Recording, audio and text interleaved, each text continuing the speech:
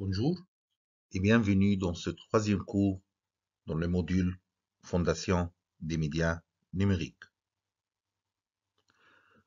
Dans les deux premiers cours, on a mentionné qu'il y a une évolution qui s'opère dans le paysage médiatique traditionnel. En fait, il y a trois évolutions majeures qui s'opèrent sous l'action des forces du marché et des technologies dans ce nouveau monde numérique. L'évolution vers un environnement où les médias numériques, mobiles et sociaux occupent une place très importante dans la société et où les médias traditionnels historiques comme les journaux et la radio et la télévision, tout en restant d'importants producteurs d'informations, perdent de leur importance en tant que transmetteurs d'informations. Aussi, on a mentionné qu'il y a une poignée de grands groupes technologiques qui permettent à des milliards d'utilisateurs à travers le monde de naviguer sur le web. Aussi, on a fait une comparaison, euh, on a comparé les médias traditionnels par rapport aux médias numériques et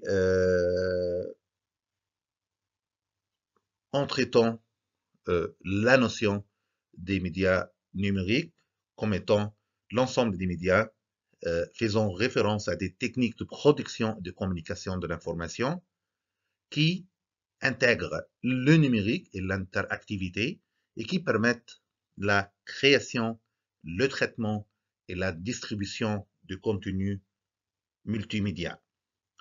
Dans ce sens, le numérique permet une rupture dans les modes de traitement de l'information, la digitalisation de l'information, d'abord les textes, puis les images et les sons et tous les outils de collecte de l'information et de traitement de l'information et de présentation de l'information.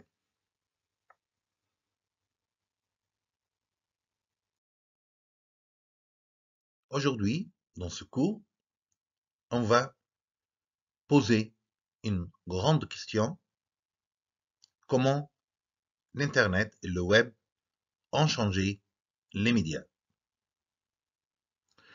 On a déjà défini le média comme tout procédé technique permettant distribution, diffusion ou communication des œuvres de l'esprit écrites, sonores ou visuelles. Donc un média est un moyen technique de transmission et diffusion de contenu et non les contenus eux-mêmes, et le sens donné au mot média s'est transformé et de, des moyens techniques utilisés à l'objet lui-même conçu avec ces techniques. Donc, le média, on le traite comme terme constitué par le couple support et contenu. Support et contenu. Donc, et on a mentionné aussi que les médias ne sauraient se limiter au seul support physique et technologique. Donc, il était, ces, ces médias ont été définis comme des dispositifs sociotechniques et socio-symboliques.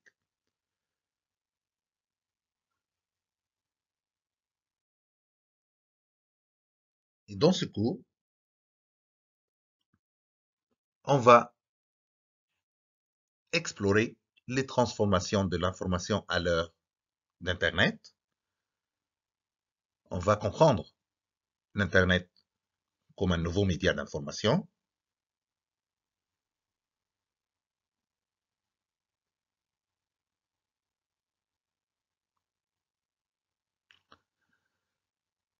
En posant la question comment l'Internet et le web ont changé les médias.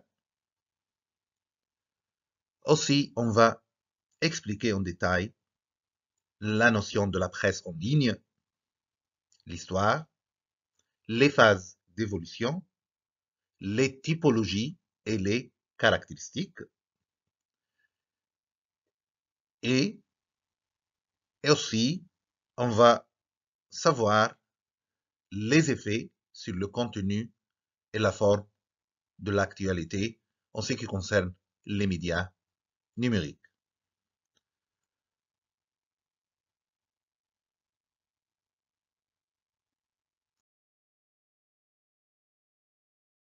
Comment l'Internet et le Web ont changé les médias? Euh, L'Internet comme un nouveau média d'information en se basant ici sur l'ouvrage de Linda Bidiaf, des journalistes face au Web 1. L'Internet est tout simplement un média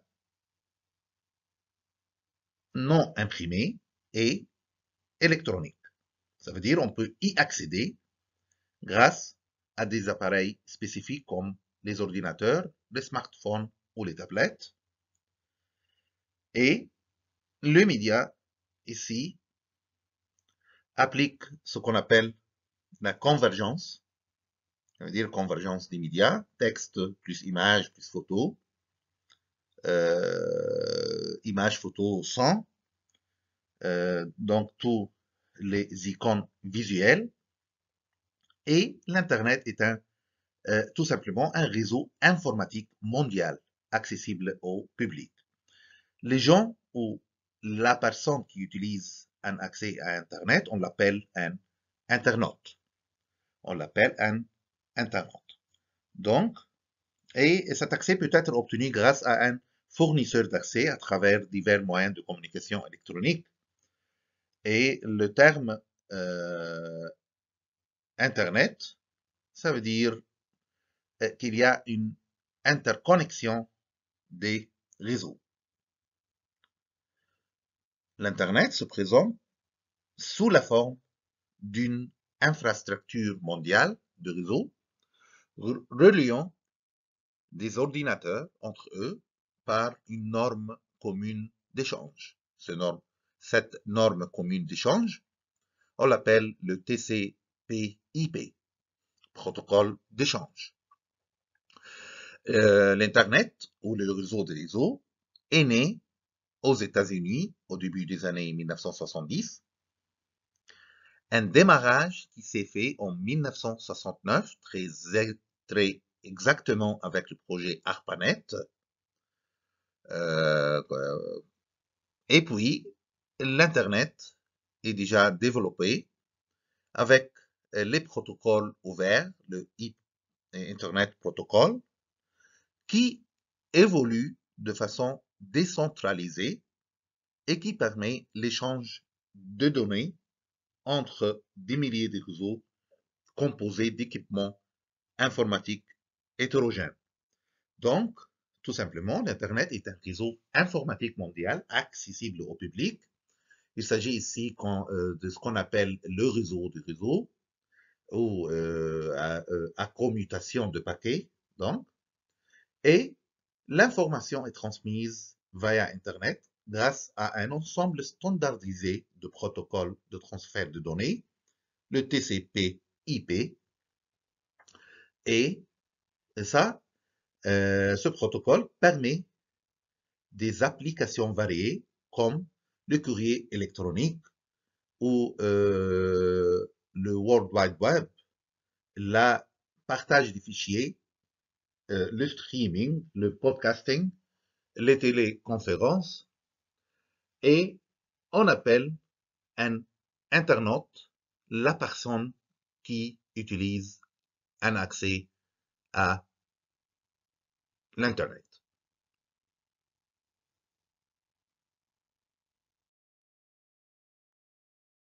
Comment l'Internet et le web ont changé les médias?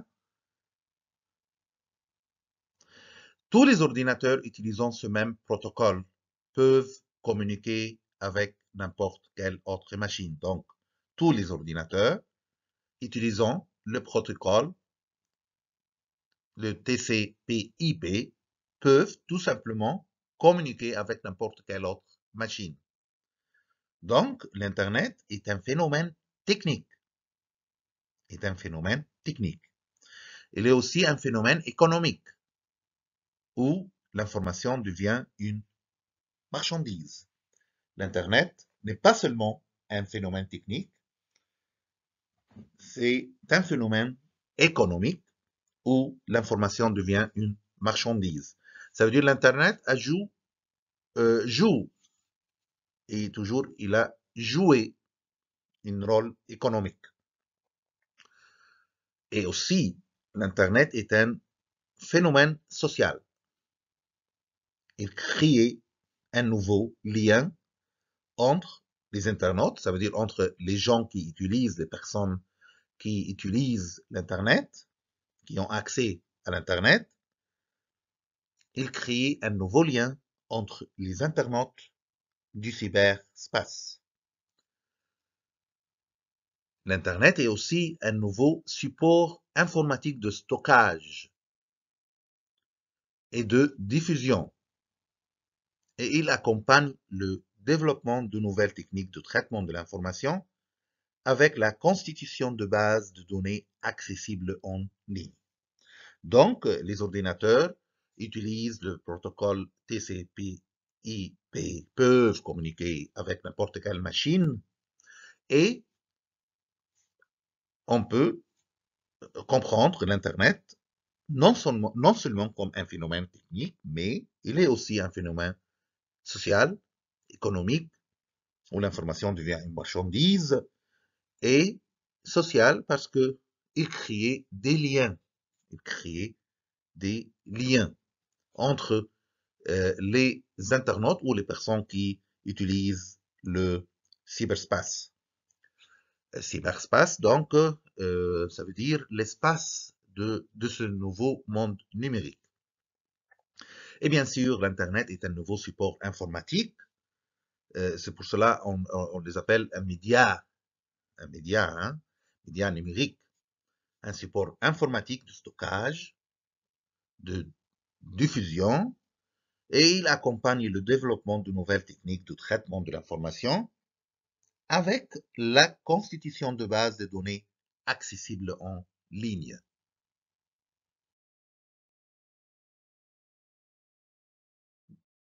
Donc, avec l'avènement de l'Internet, c'est la première fois dans l'histoire de la presse écrite et audiovisuelle que le vecteur de l'information est aussi source d'information. L'Internet, comme étant vecteur de l'information, est aussi une source d'information.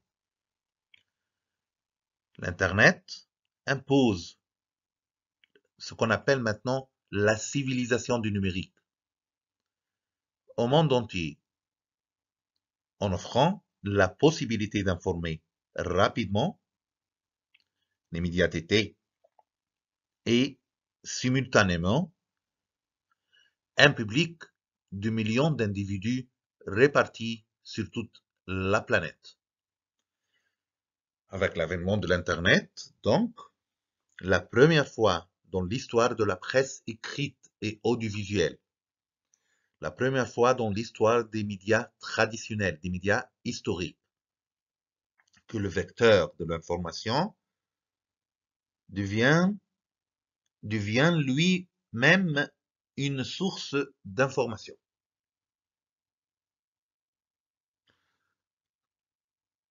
Internet impose la civilisation numérique au monde entier parce qu'il, en fait, donne la possibilité d'informer rapidement et simultanément un public de millions d'individus, un public de millions d'individus répartis sur toute la planète. L'Internet, donc, et ainsi devient un nouveau support de communication. Il permet de véhiculer de l'information de n'importe quel point du globe jusqu'à la personne qui utilise ou qui a un accès à l'Internet, n'importe où, à son domicile, au travail, dans la rue, dans les transports, et ce par les réseaux téléphoniques commutés les réseaux câblés et les plateformes de télévision numérique, ou encore par la fréquence terrestre ou satellitaire de la téléphonie mobile. Donc, l'Internet est un nouveau support de communication qui permet de véhiculer de l'information de n'importe quel point du globe jusqu'à l'Internet, à son domicile ou n'importe où. Ça veut dire dans toutes les places.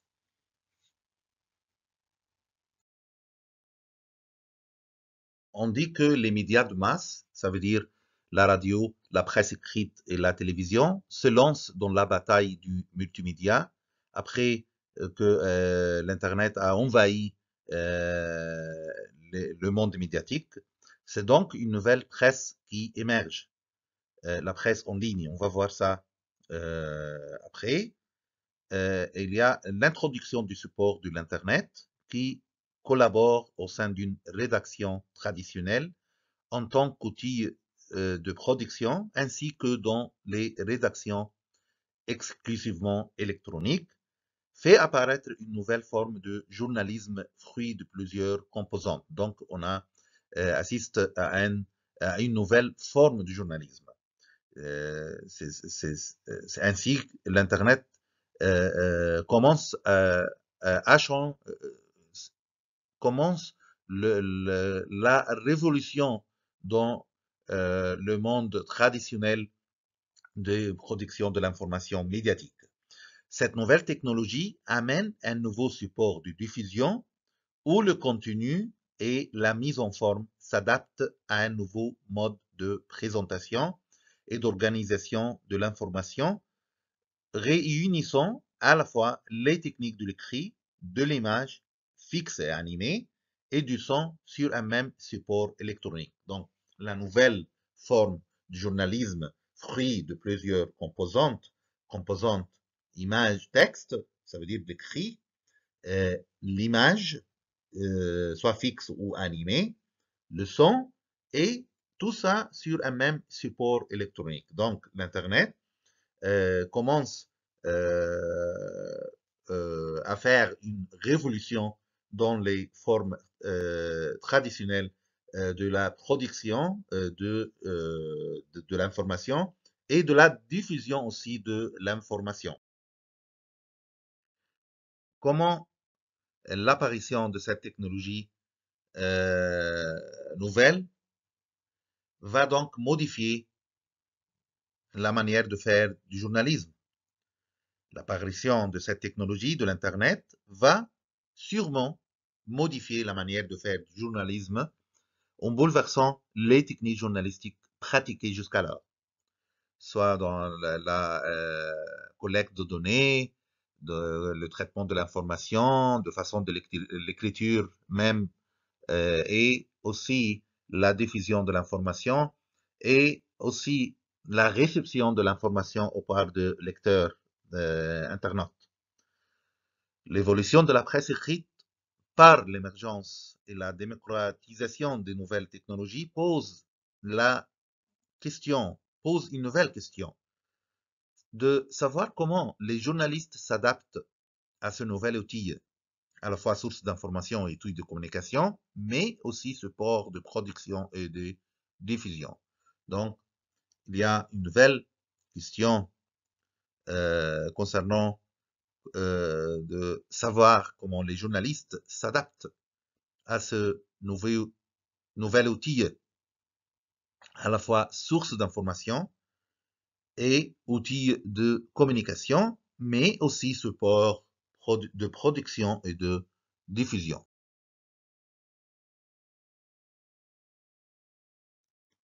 On constate déjà que l'introduction de nouvelles technologies impose au journalisme des mutations professionnelles et organisationnelles. Quelles sont les conséquences de ces modifications induites? Quels sont les éléments nouveaux de rapport homme-machine qui concernent l'ensemble de la réappropriation des usages? Et autre question posée par Linda Bidiaf dans l'ouvrage les journalistes face au Web 1. Avec l'Internet, la distribution devient diffusion et le lecteur devient utilisateur. Avec ce nouveau outil de communication et de traitement de l'information, de la diffusion de l'information, l'Internet, la distribution devient diffusion et le lecteur devient utilisateur, lequel ne se contente plus de feuilleter son journal, mais de naviguer sur l'information avec ces changements de comportement. C'est toute l'approche traditionnelle de la presse qui se retrouve remise en cause. Ça veut dire l'approche traditionnelle de la presse, l'approche traditionnelle de la télévision et de la radio. Toutes ces approches retrouvent remise en cause. Remise en cause. Donc, on constate déjà que l'introduction de nouvelles technologies impose au journalisme des mutations professionnelles et mutations organisationnelles. Le potentiel des nouvelles technologies offertes par le document numérique entraîne une nouvelle organisation de l'information pour donner naissance à un nouveau traitement qui modifie ses critères de saisie, ses critères de choix, ses critères de sélection, mais aussi d'analyse qui vont s'opérer en fonction des nouvelles données. Une autre manière de penser l'information donne ainsi naissance à un nouveau modèle de pensée informationnel.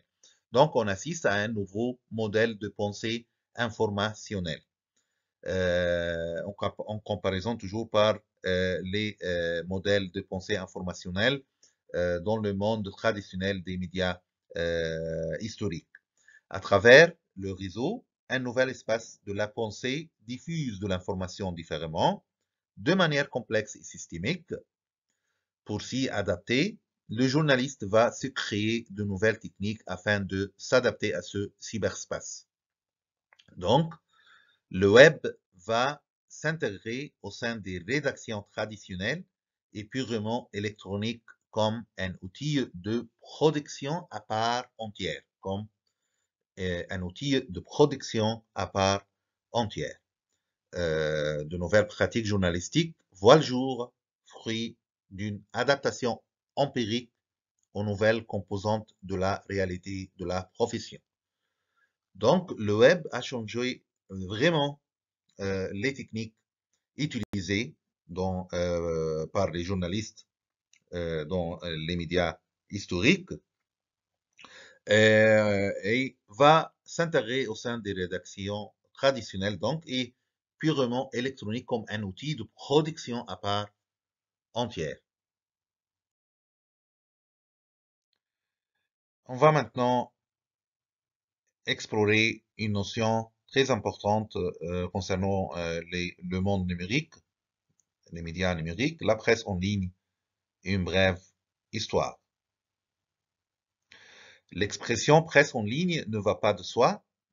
Dès le milieu des années 1990, de nombreux sites web diffusent des dépêches d'actualité, alors qu'ils n'ont aucun lien avec le monde du journalisme, comme le yahoo.com, AOL.com, France Télécom.fr.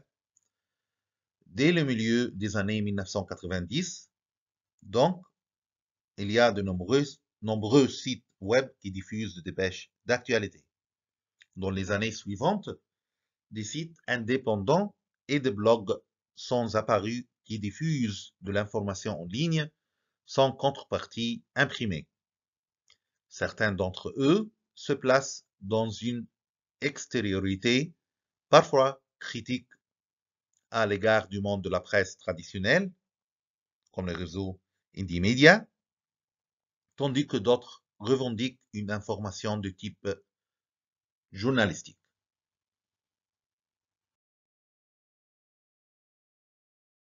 Aussi bien aux États-Unis, comme salon.com, huffingtonpost.com, qu'en France, rue 89.com, mediapart.org, des sites indépendants ont été reconnus comme des acteurs du monde de la presse. Le développement de la presse du papier vers l'électronique remonte ainsi à la fin des années 90. Il s'agissait en effet de journaux imprimés préexistants et mis en ligne. Donc, ils ont été créés souvent à l'initiative des éditeurs de grands journaux, apparitions régulières comme les quotidiens et les hebdomadaires et le mensuel, et de langues différentes comme l'arabe, le français et l'anglais. La diffusion électronique des titres de presse s'est faite différemment d'un pays à un autre, mais à partir de 1998, la majorité des entreprises de presse se sont mobilisées pour la création de leur site web. Et la toute première expérience première de mise en ligne a été faite par le Chicago Tribune par le truchement du serveur American Online en 1992. Il fournissait ses premières informations. Il fournissait ses premières informations essentiellement sous forme de texte, de quelques photos et de graphiques repris du contenu même du journal. Donc, le Chicago Tribune, par le truchement du serveur AOL, American Online, en 1992. Il fournissait ses premières informations, essentiellement sous forme de texte, de quelques photos et graphiques repris du contenu même du journal. C'est le site web de San Jose Mercury News, lancé en 1993, qui fait figure du premier journal en ligne. Il offre les documents d'agence de presse, les articles non parus dans l'édition imprimée et les textes intégraux de conférences et les données boursières et les programmes complets des chaînes de télévision et les petites annonces. Le premier site de presse en ligne se contentait de mettre à jour des contenus parus en papier et de mettre à disposition un espace de discussion.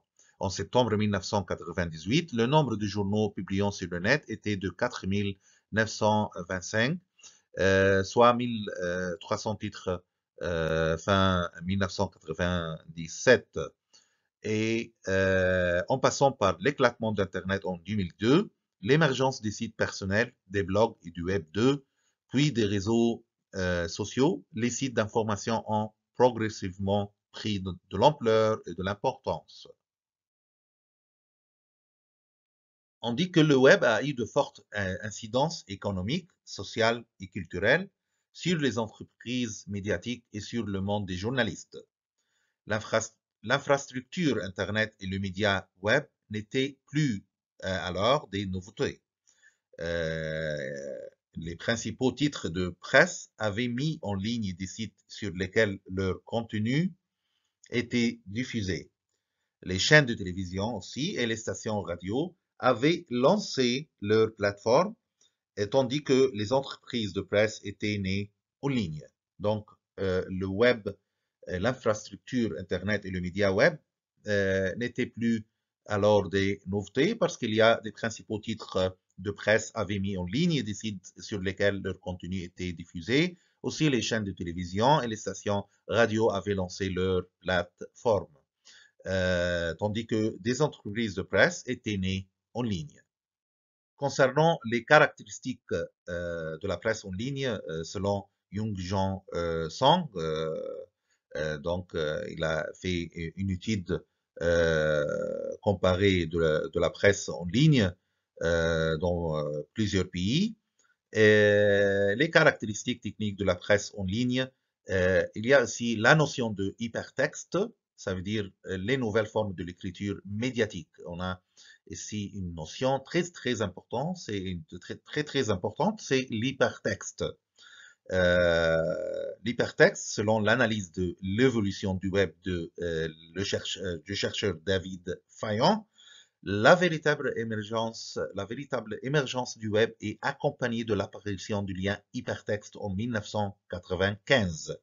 Selon ce tableau, il y a les caractéristiques apparentes, le web 0, l'absence du lien hypertexte, puis le web 1, à partir de 1995, l'apparition du web, ici l'hypertexte, Le Web 2, à partir de 2004, le Web participatif, on va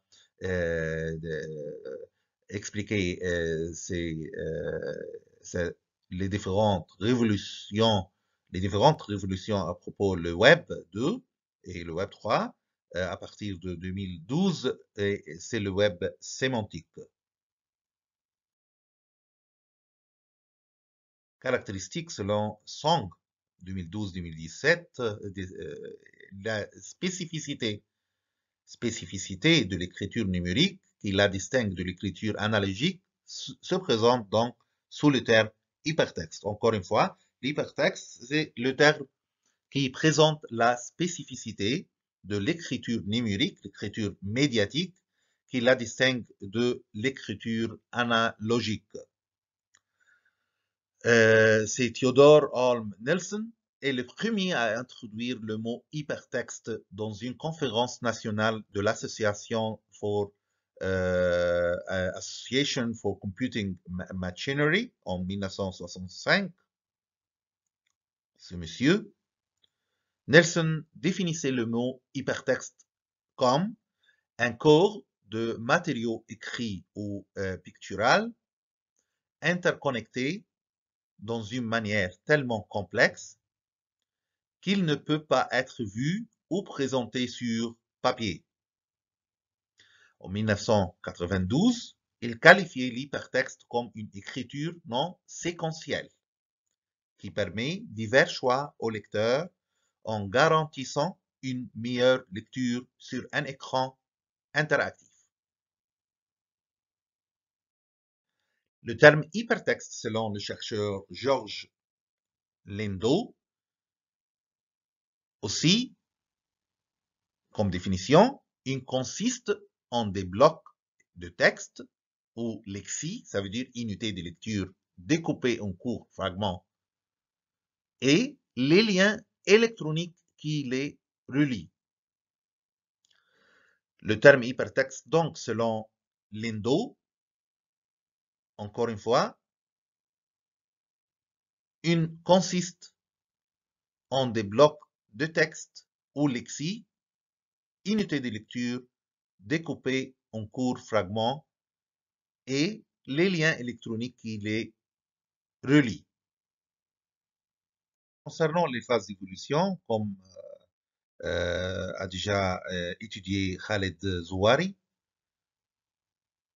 dans le cadre de la transposition d'un support à un autre, deux cas de figure se présentent. La transposition intégrale dont le but est de mettre la totalité du titre et la transposition partielle, impliquant une sélection des informations tout en restant fidèle aux journaux papier et sans vouloir désorienter les publics. Donc, de façon, au vue d'ensemble, de façon générale, il y a ces deux cas de figure. Une comparaison entre les deux versions, papier et électronique, a montré que la stratégie oscille entre la transposition totale et la transposition partielle. Une étude de l'affichage des noms des journaux sur le site web a montré d'une part que les éléments graphiques de la page écran renforcent les éléments connus de l'imprimé, mais que d'autre part, la présence est réitérée sur les autres pages, contrairement à l'édition papier. Donc, il y a trois phases d'évolution en se basant sur l'étude de Zouari et l'étude de Song. La phase identitaire, à ce stade,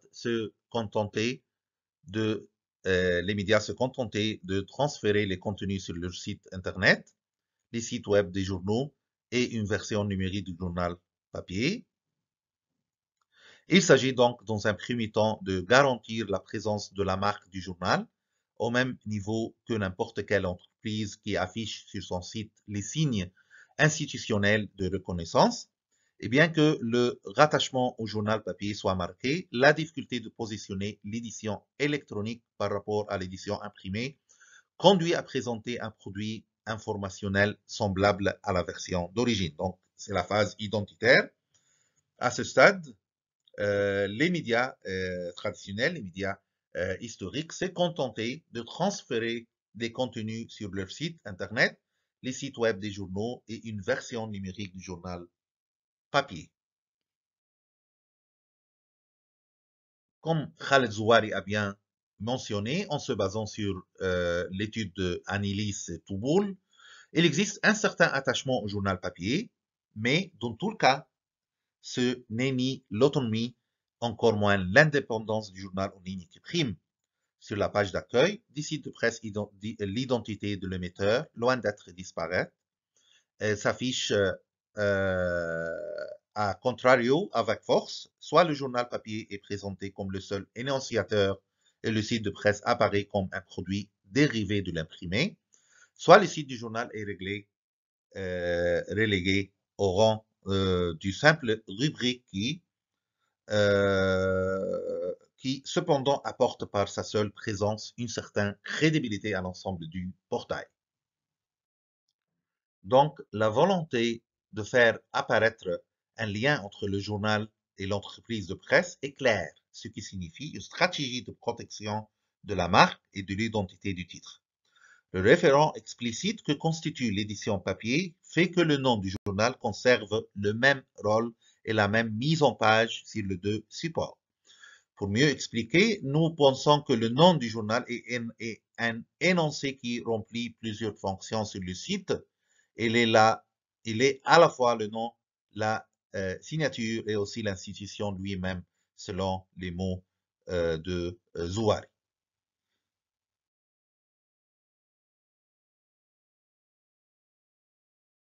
Deuxième phase, propre production, contenu exclusif en ligne.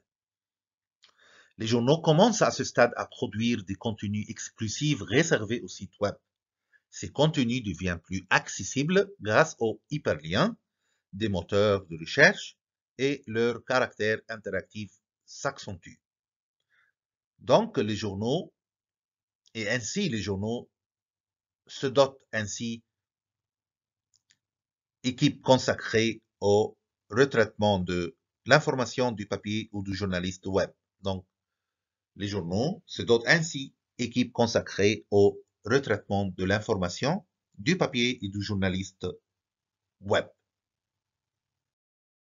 Toujours dans cette phase 2 de l'évolution de la presse en ligne, production contenu exclusif en ligne, texte avec photo, avec hyperlien. Cette phase se caractérise par l'enrichissement des contenus par des liens hypertextes. Les éditeurs commencent à ajouter des images aux articles, profitant de l'espace théoriquement illimité du web. Les hyperliens favorisent une meilleure compréhension de l'actualité en reliant une variété de contenus.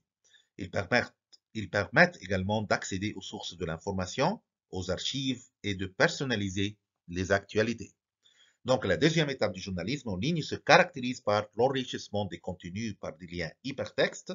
Les éditeurs commencent à ajouter des images aux articles, profitant de l'espace illimité du web. Les hyperliens favorisent une meilleure compréhension de l'actualité en reliant une variété de contenus. Ils permettent également d'accéder aux sources de l'information, aux archives et de personnaliser les actualités. La troisième phase, c'est l'introduction d'une nouvelle écriture journalistique s'appuyant sur les technologies immersives. L'utilisation de contenus multimédia est considérée comme la troisième étape. La convergence, la numérisation de l'information et l'intégration multimédia offrent aux lecteurs un vaste choix de types de contenu. Les textes traditionnels se mêlent aux images animées. Il y a de photos, audio, vidéo. Les journalistes doivent donc devenir polyvalents, pouvoir travailler sur différentes plateformes et manier divers types de présentations. C'est au cours de cette étape que l'interactivité du support s'affirme à travers de nouvelles fonctions telles que les commentaires et les forums. Ainsi, les lecteurs sont invités à devenir une audience active et participante. Donc, cette troisième phase de l'évolution de la presse en ligne, c'est l'introduction d'une nouvelle écriture journalistique s'appuyant sur les technologies immersives. Il y a une autre typologie concernant les phases de l'évolution de la presse en ligne. C'est par Franck Rubillard, 2006-2019. Selon lui, il y a des différents types de publications d'informations journalistiques sur l'Internet. 1. Version Internet de médias existants, presse en ligne. La présence la plus évidente de l'information journalistique sur l'Internet réside dans le prolongement sur support web de journaux et de magazines, de stations de radio ou de chaînes de télévision, selon un mouvement amorcé depuis les années 1994-1995 dans plusieurs pays. Au départ, selon Rubillard, ce sont de façon très majoritaire les médias écrits, journaux et magazines qui ont occupé le train. Les médias audiovisuels, radio et télévision, ont longtemps pâti des carences initiales de l'Internet relatives à la diffusion de sons et d'images animées. L'expansion du haut débit depuis quelques années autorise désormais un certain rattrapage de ce retard, même si tout n'est résolu du point de vue technique. C'est ce décalage dans le temps entre médias écrits et audiovisuels qui peut expliquer la prédominance de l'appellation presse en ligne pour désigner de façon incomplète ce phénomène.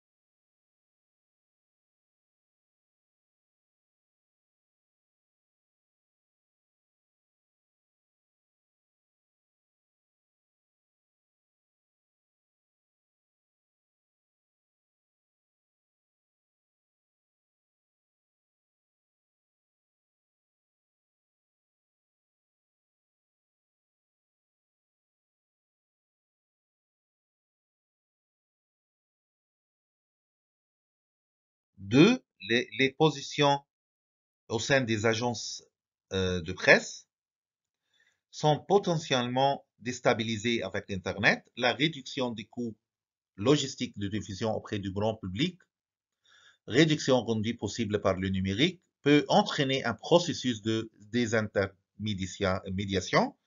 Les médias, entreprises de presse, médias audiovisuels peuvent se voir doublés par les agences de presse dans l'accès à l'utilisateur final. Donc, selon cette typologie, il y a les positions au sein des agences de presse. Les médias, entreprises, presse, médias audiovisuels peuvent se voir doublés par les agences de presse dans l'accès à l'utilisateur final, donc les internautes. Et les agences de presse ont depuis longtemps déjà à la fois expérimenté les différentes générations de réseaux informatisés et développé des services véritablement multimédia, ne se limitant donc pas à l'écrit, mais il y a aussi les photos et aussi l'audiovisuel. Cette acculturation technologique des agences de presse pouvait grandement faciliter leur déploiement sur l'Internet. Il y a aussi, selon cette typologie, les publications exclusivement Internet, le webzine, aux côtés des acteurs de l'information journalistique déjà en place, sont apparus ce qu'on appelle pure players, nés de l'Internet. L'appellation webzine renvoie à une existence exclusivement web, sans dépendance imprimée ou audiovisuelle. Au niveau de leur contenu, le webzine forme toutefois un ensemble hétérogène dans lequel on peut distinguer deux traditions assez opposées, celle des médias alternatifs pour qui le webzine résulte de la contraction entre les termes web et fanzine, fanzines, ça veut dire comme les gens, les fans, donc, ont adopté une orientation consistant à se dépendre du journalisme existant et dominant, avec l'ambition et parfois la certitude de participer à l'invention d'un nouveau média. Et celle des revues spécialisées, donc il y a les médias alternatifs, il y a les revues spécialisées pour qui webzine résulte cette fois de la contraction entre web et magazine. S'applique parallèlement à des sites qui, par leur alignement plus ou moins contraint sur le modèle des médias traditionnels, s'apparentent plutôt à des web magazines par rapport aux web fanzines. Les web magazines s'appuient sur la mobilisation plus pérenne d'équipes et de moyens pour traiter de façon continue des actualités spécialisées, mais selon des formules extrêmement diverses. Donc, il y a ici les publications exclusivement Internet, il y a les médias alternatifs et il y a les revues spécialisées, ce qu'on appelle les web magazines, le webzine. Il y a aussi les composants informationnels de plateformes multiservices et ou les portails. Portail représente un lieu concentrant de multiples flux de données et d'internautes. En cela, les sites portails occupent une place essentiellement au sein d'une structure réticulaire telle que l'Internet, dans laquelle les sources d'informations sont disséminées. Les portails se distinguent ainsi des autres sites par leur plus large audience et peuvent valoriser cet avantage de façon multiple, soit par la vente d'espaces publicitaires, soit par la cession des fichiers clients, ou encore intermédiation commerciale. L'accroissement de l'audience, enjeu essentiel pour les sites portails, a poussé ces derniers à diversifier les services susceptibles de capter les internautes, mise à disposition de boîtes aux lettres électroniques, hébergement de pages web, fourniture d'outils de recherche et enfin livraison d'informations journalistiques.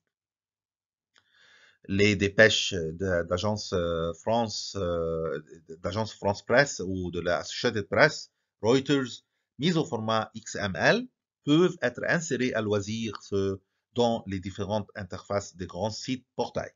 Les portails effectuent ainsi pour l'essentiel un travail de relais des dépêches d'agence auprès de larges audiences, selon un processus assez comparable à celui observé par les quotidiens gratuits. Donc, c'est la typologie concernant les composantes informationnelles de plateformes multiservices. Après la description de la presse électronique, la presse en ligne, et avec une brève histoire de la presse en ligne, on revient sur la question que comment l'Internet et le web ont changé les médias par une nouvelle forme journalistique. Donc, le journalisme dans son contexte, c'est une notion, aussi une expression par c'est Jean Pavlik qui l'a pensé à cette notion. Et il est cité par Yong Ju Song. Le journalisme dans son contexte, il existe 5 dimensions de cette nouvelle forme journalistique. Les vastes modalités de communication, les hypermédias, les implications de lecteurs, les contenus dynamiques et les services personnalisés. Concernant les vastes modalités de la communication, c'est-à-dire la multimodalité, présente le caractère de pouvoir contenir à la fois de l'écrit, mais aussi des images, du son et de la vidéo. Ces diverses techniques d'écriture permettent de mieux expliquer l'actualité. Concernant l'idée de l'hypertextualité, ça ne repose pas sur une nouvelle manière de développer l'information, mais plutôt sur l'idée de la lecture environnée. Ça veut dire la lecture dans son contexte. Cette caractéristique permet de placer une actualité dans un contexte enrichi, historiquement, politiquement et culturellement. Jean Pavlik identifie le terme le multimédia orienté objet. Ça veut dire ça, il permet, le multimédia orienté objet permet de créer une autre couche comportant les éléments interactifs ou les hyperliens au-dessus du couche de contenu existant. Ça, c'est les hypertextes. Donc, c'est une forme d'extension de l'objet numérique sur page web relativement statique à la vidéo numérique.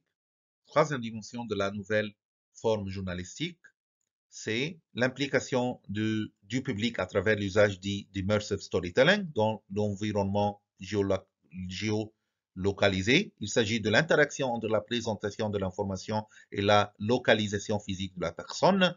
Une personne reçoit ainsi des actualités, des informations pratiques ou des contenus divertissants selon le lieu d'où elle se connecte à travers son appareil numérique mobile.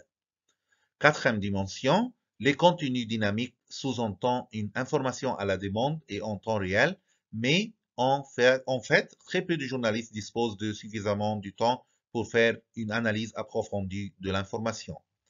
Ensuite, la cinquième dimension, c'est la possibilité de personnaliser les contenus, offre aux lecteurs multiples choix de perspectives plus contextualisées et multidimensionnelles.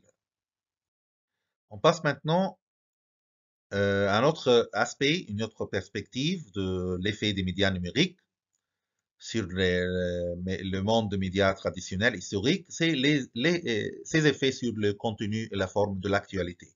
Selon Pablo Boskovitsky, cité par Young-Jo Song, les lecteurs auront un impact plus direct sur le contenu grâce aux échanges avec la rédaction via les courriers électroniques, par les courriers électroniques et les discussions sur les forums. L'expression grandissante du lecteur va permettre au contenu de s'émanciper de sa forme primaire, média-centrée. Il suggère ainsi que le contenu orienté public, ça veut dire, ça peut approfondir le mouvement du journalisme civique au public. L'influence du marketing et de la publicité ciblée, sensible aux besoins et aux préférences de consommateurs, n'est pas négligeable. Donc, les lecteurs auront un impact plus direct sur le contenu médiatique grâce aux échanges avec la rédaction. Aux échanges avec la rédaction. Il y a aussi l'actualité se former par une conversation continue et non plus un monologue unidirectionnel. Les événements marquants de l'actualité incitent les diverses perspectives et des échanges implicites et explicites entre les individus. L'actualité se formerait par une conversation continue et non plus un monologue unidirectionnel. Les événements marquants de l'actualité incitent les diverses perspectives et des échanges implicites et explicites entre les individus. Cela permet une meilleure conversation, directe ou indirecte, une meilleure conversation, directe ou indirecte, par rapport aux médias traditionnels. Toujours, on fait la comparaison avec les médias traditionnels. Donc, une meilleure conversation, soit par le conflit d'opinion, soit, ça veut dire les débats, soit par la multiplicité de points de vue. L'actualité comme conversation serait donc le résultat. L'actualité comme conversation. À la fois de la plus grande prise de conscience des journalistes du point de vue du lecteur et de la participation grandissante des lecteurs en tant qu'auteurs.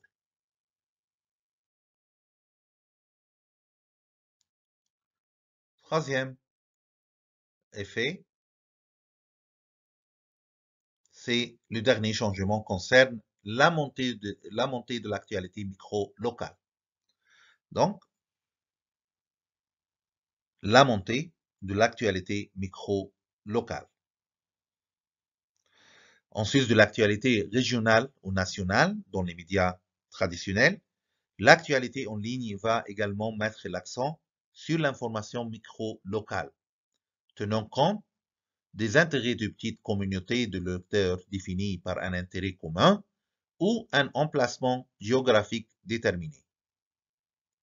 Cette prise en compte s'orienterait vers ce que nous appelons un zoning, ou la création d'éditions spéciales par région, comme ce fut le cas de plusieurs quotidiens imprimés.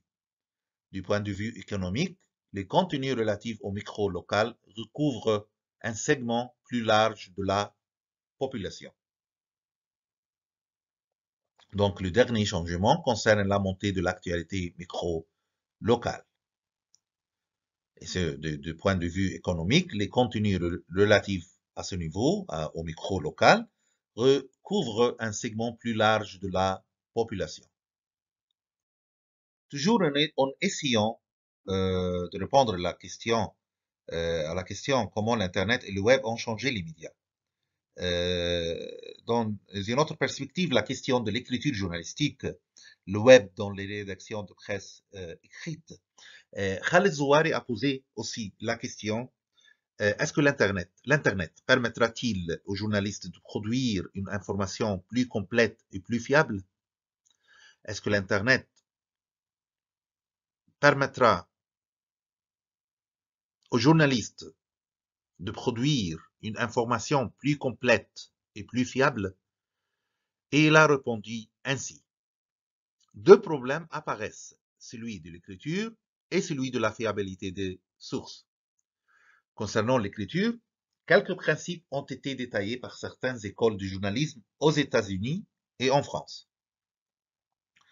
Le principe général de l'écriture journalistique est celui de la pyramide inversée, guidée par les 5 questions, dites les 5 W, 5 Ws. À ces principes se substituent les liens hypertextes, conduisant à divers niveaux de l'information et à différents angles dans un même article. Si le journalisme assisté par ordinateur n'est pas nouveau, la multiplication des sources potentielles et leur utilisation suscite deux types de réactions de la part des professionnels.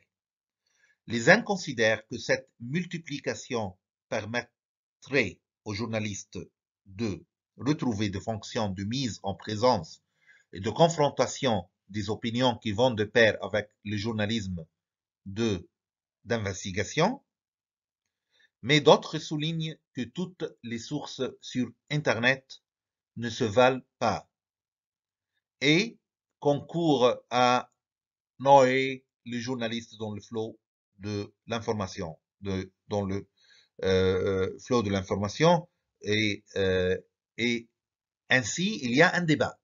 Il y a un grand débat entre les professionnels et entre aussi les professeurs académiques dans les différentes écoles de journalisme de différents pays à propos des effets de l'Internet et le Web sur la question de l'écriture journalistique. Il y a deux problèmes. Il y a celui de l'écriture et celui de la fiabilité de source.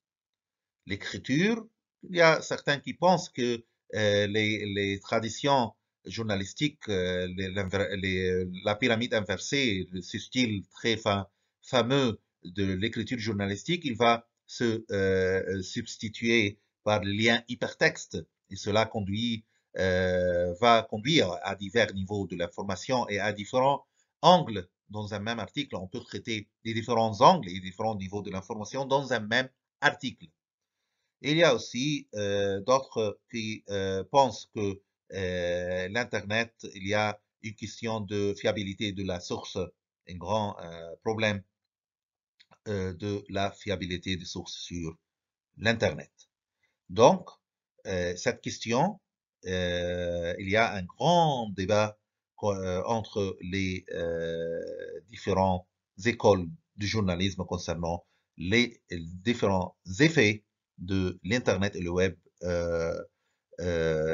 sur l'écriture journalistique. comment l'Internet et le Web ont changé donc les médias par la perspective de l'écriture journalistique, le Web dans les rédactions de presse écrite. Il y a des normes spécifiques pour l'écriture aux deux supports papier et numérique.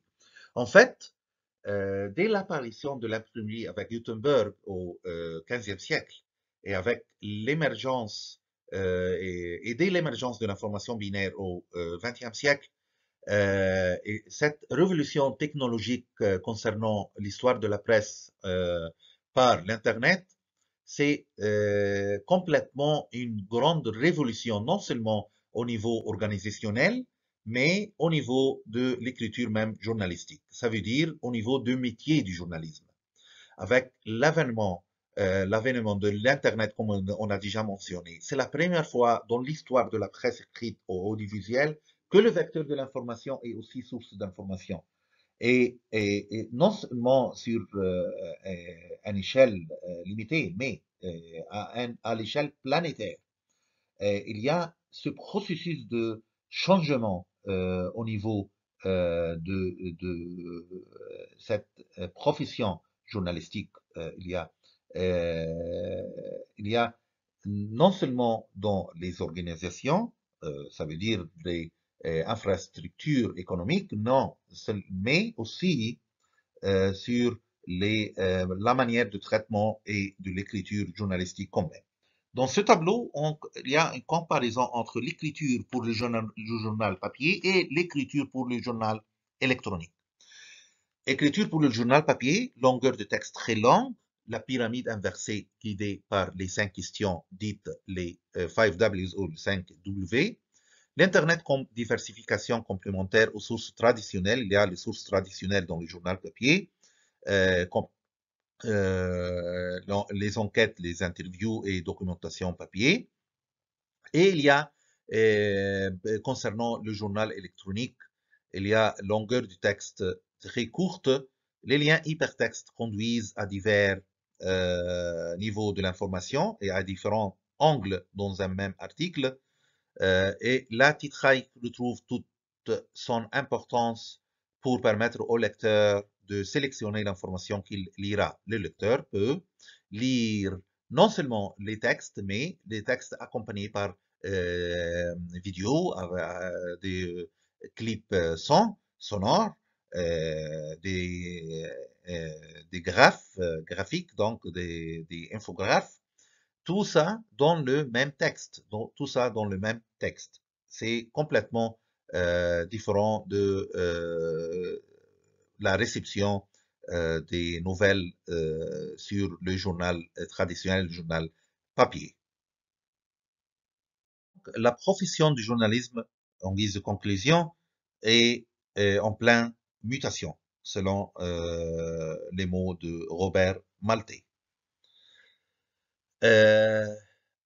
Oui, le monde change. Le journalisme vit depuis quelques années une vraie transformation majeure. La révolution numérique est en train de modifier profondément l'univers médiatique avec la multiplication de médias en ligne et l'apparition de l'information dite citoyenne.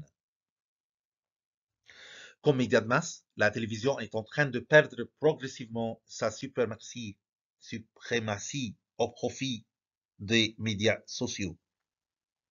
La fusion du téléviseur et de l'ordinateur annonce une nouvelle ère. Oui, nous sommes entrés dans l'ère du journalisme multiplateforme. C'est vrai que la crise économique n'a pas épargné jusqu'à maintenant aucun secteur de l'activité humaine. L'industrie médiatique n'y échappe pas.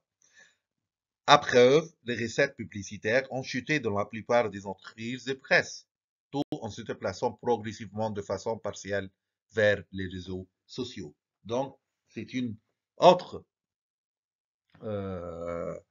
transformation dans la profession journalistique. Il y a les recettes publicitaires ont chuté dans la plupart des entreprises de presse traditionnelles et se déplacent progressivement de façon partielle vers les réseaux sociaux. Il y a un autre facteur majeur qui contribue aux difficultés des imprimés, donc en faveur de médias numériques, c'est que le lectorat rétrécit. Les jeunes lisent de moins en moins, confirment toutes les études. Comme source d'information, la majorité d'entre eux préfèrent le web aux journaux imprimés.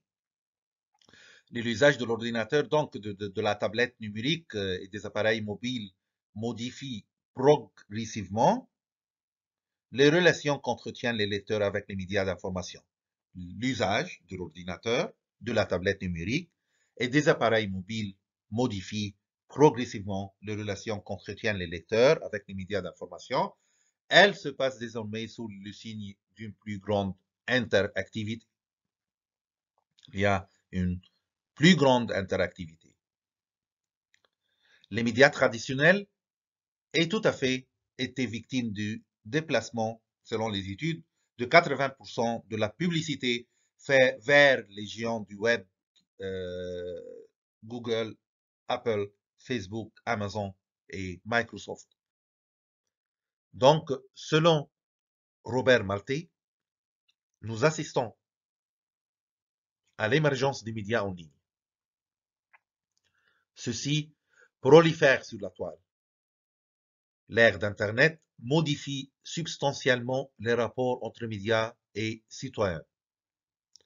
Le grand public souhaite participer davantage au processus de communication en interagissant plus étroitement avec les médias, tantôt comme source d'information, tantôt pour commenter l'actualité. Le nombre de médias en ligne ne cesse d'augmenter. Il y a tout d'abord les médias traditionnels, poussés par la popularité du web, qui ont investi la nouvelle place publique en créant leur propre site.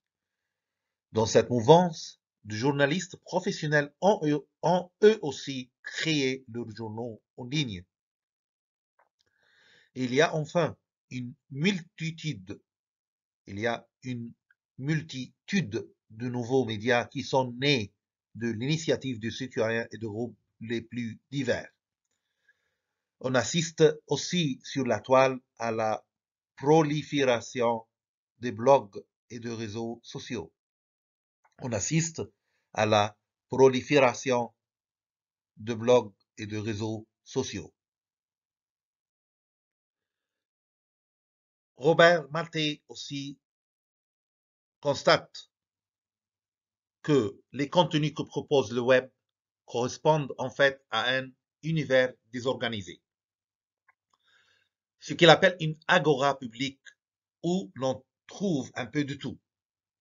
Alors que les médias traditionnels, comme les quotidiens, offrent à leur public un contenu réfléchi, organisé. Robert Maltais a fait une critique à ce monde numérique. Il a constaté que la très forte majorité des médias en ligne se sont heurtés au mur imprévu de la non-rentabilité financière.